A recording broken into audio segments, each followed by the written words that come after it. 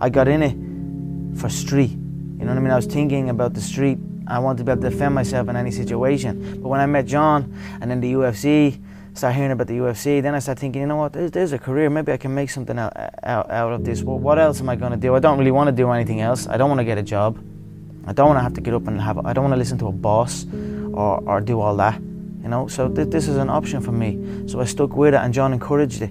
John believed in me and made me believe in myself that we could go and do this. But before us, there was no other Irishman. There was no, as far as the UFC were concerned, Ireland didn't exist. So it was still just a dream for us, you know what I mean? But definitely when I met John and when I started training in Straight Blast Gym, I started realising I can make a career out of this. I can do something that hasn't been done before. I can show the Irish people true martial arts, something they have never seen before. So that's what we are in the process of doing.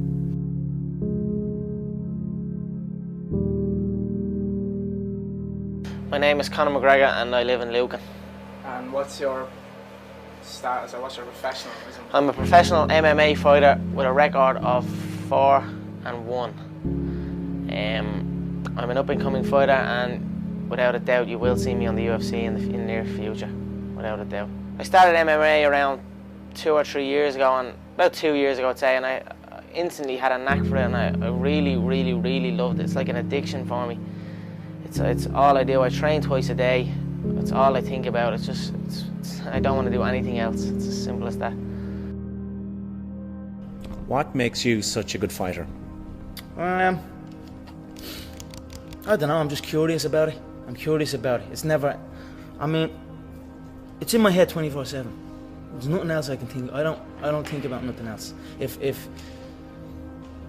that's it, I'm just curious. Curiously fascinated with it, and I can't stop thinking about it. Everything I do in my life is related to this. I don't do nothing else if it's not got to do with fighting. You know what I mean? It's more like an obsession now. Everything I do is something to do with this, you know? It's always in my head.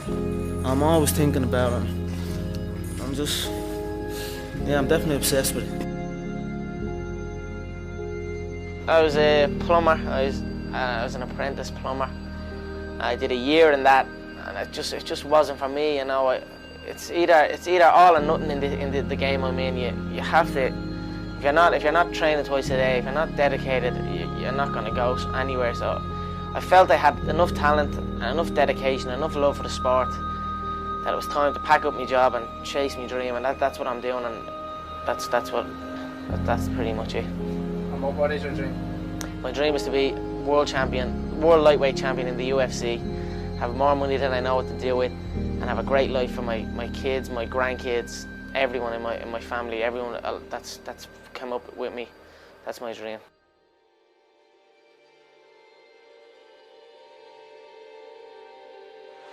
And another left. Conor's in serious trouble. He's out. He's done it. It's all over. So after that fight when I lost, and I'm looking at all these people and they're all celebrating my demise and saying I'm done and this, and it certainly lit a fire under my belly. Every single person doubted me. Every single fighter doubted me. Doubt me now.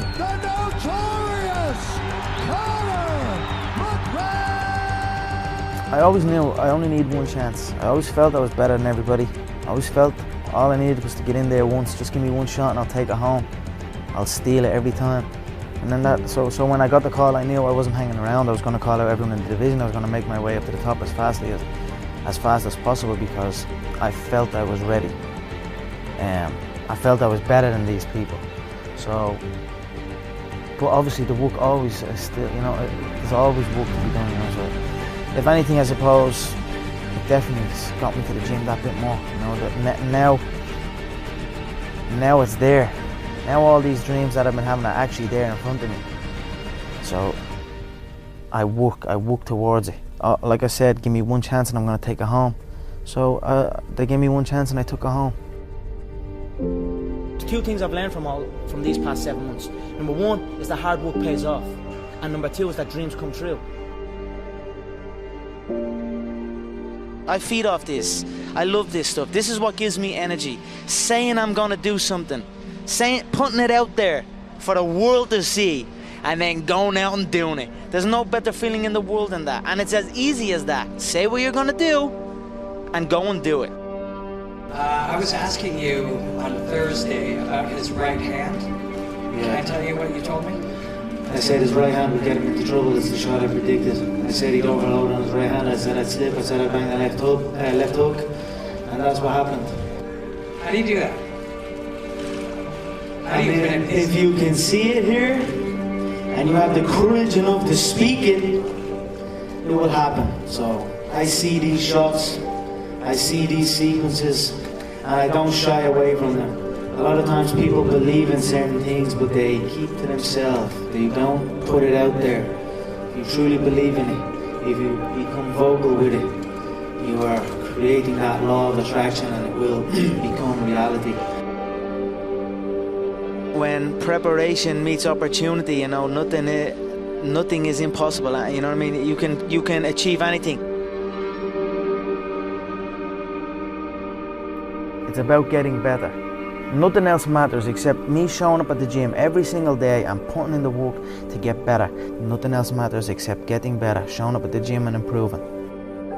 When I was a kid, I used to always visualize stadiums and like, even when I was playing football, I'd kick the ball against the wall and I'd pretend I scored a goal, and I'd run off and I'd be raising my hand and visualizing an arena full of fans. I mean, that was something I'd done as a kid out on my own. I like just running around kicking the ball. So I always had these visions of something, but I just didn't know what it was. And then I suppose when I came to these events and I started training them and then came to an event, it was like, okay, this is it. This is what I'm gonna do. And then, now I'm doing it. I knew what was going to happen. I knew I was going to get here. They didn't. It was a lot of stressful years. You know what I mean? A lot of tough times. But I proved them wrong. I proved myself right. I'm the fucking future. You're enjoying great riches and success now. Everything I want. Put yourself in the mindset of the guy who's waiting in line with other people. I don't want Do you remember what that guy was thinking? Were you daydreaming of this? Was that even possible? Every second of every day I was daydreaming. Well, of course I go back and think, that's I live here. I'll always be there. I'm always going to want to make sure. I always have the attitude that I have. I always felt like I was the black guy walking in there. You know what I mean? I always felt like if you work hard, I was the cheapest champ. I always felt like I already could do everything. I was only telling you about the surfing the other day. I was walking around like I was a fucking pro. You know what I mean? But I don't want anything I have. That's a mindset. I have